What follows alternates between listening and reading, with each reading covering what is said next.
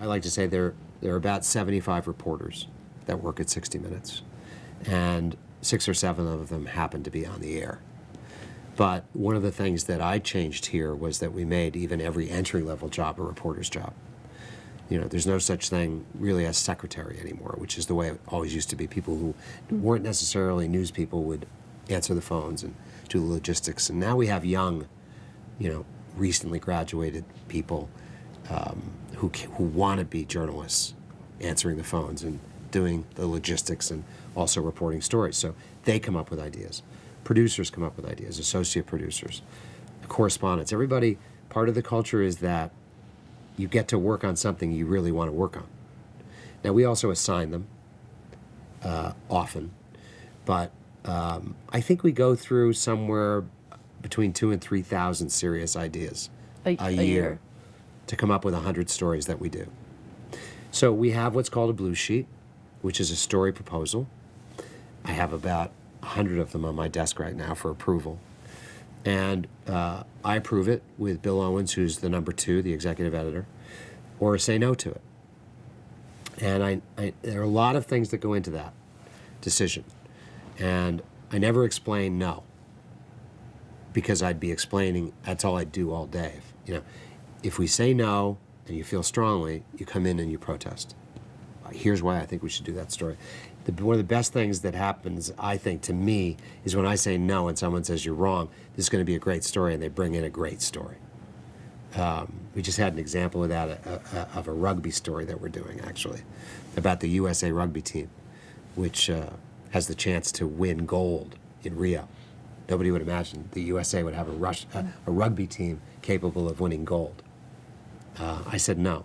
They said, well, here's why you're going to want it. Fine. What was the reason they gave you? Because these are some of the best athletes in America. And you're not going to believe it when you see it and hear them.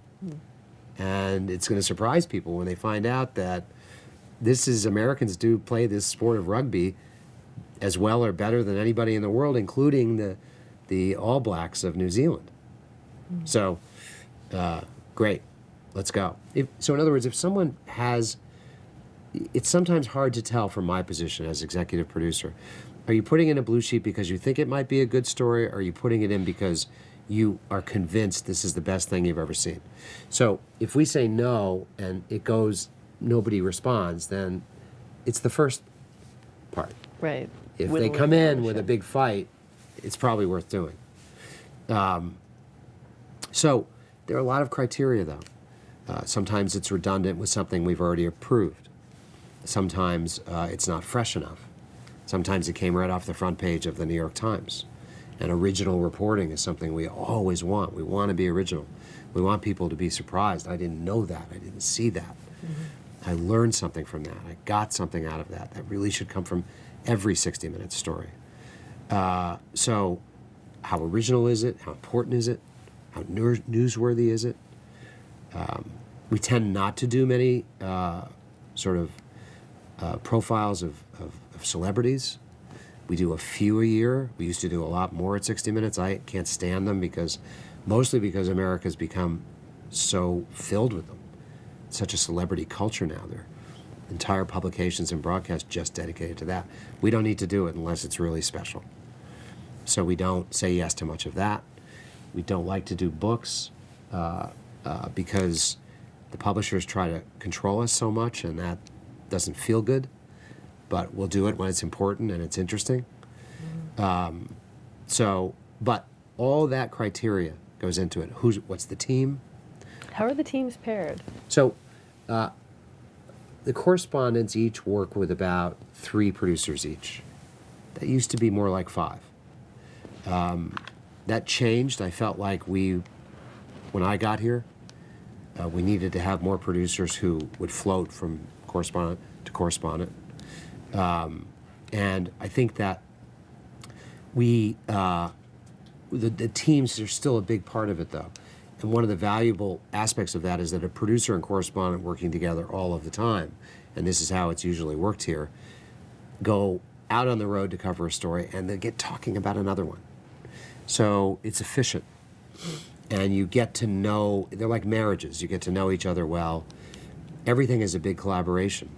And everybody has a different skill that they bring to it. You know, Morley was a great writer. Steve Croft is a great writer. The producers that work for them don't necessarily need to be great writers. If they are, boy, what a combo you've got. Two brains, really good writers. And, you know, some people, some correspondents, Mike Wallace didn't write much. He was a good writer, but he was more of a pencil editor, so it helped Mike to have a great writer with him. His stories were more about the interview, you know. His stories were, and he teaches us so much about the interview. Watching his stories now to this day, I always try to channel, and I say it a lot, channel Mike Wallace, because he's just so damn good. It was almost as if he didn't even care who he was interviewing. Yeah. Just couldn't wait to find out what's he going to ask next, you know.